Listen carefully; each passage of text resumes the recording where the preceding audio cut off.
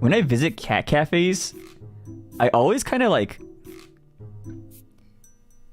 just sit there and like stare at cats because like, you know, what if they,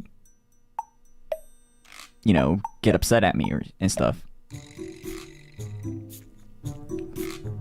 you know?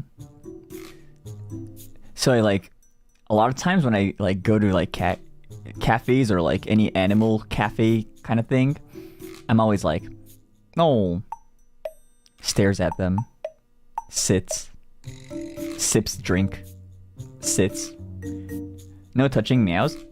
I petted them a little bit. Yeah. But I think, what do you call it? I really enjoy just staring at them and like running across and like fighting each other. That's what I like to see. like oh, look at him go. Look at him go.